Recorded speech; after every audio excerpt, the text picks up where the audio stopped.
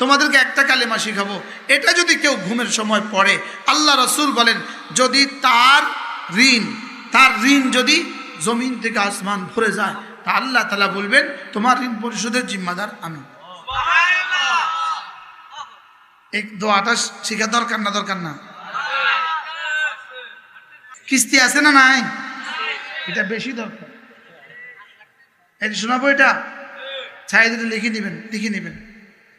اللهم رب السماوات ورب الأرض ورب العرش العظيم ربنا ورب كل شيء فالق الحب والنوى ومنزل التوراة والإنجيل والفرقان أعوذ بك من شر كل ذي شر أنت آخذ بناصيتي أنت الأول فليس قبلك شيء وأنت الآخر فليس بعدك شيء وأنت الظاهر فليس فوقك شيء وأنت الباطن فليس دونك شيء اقض عني الدين واغنني من الفقر سبحان الله رواه البخاري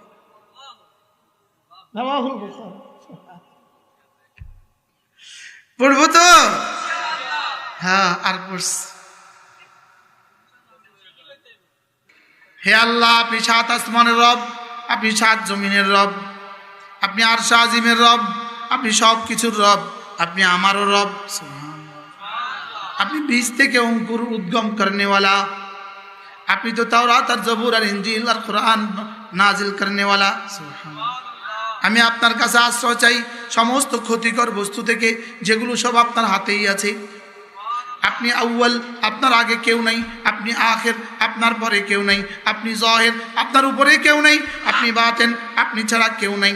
এরপরে বলে আল্লাহ আপনি না আমার ঋণটা পরিশোধ করে দেন। প্রতিটা শব্দ আল্লাহর সিফাত, রব খুশি হয়ে যায়।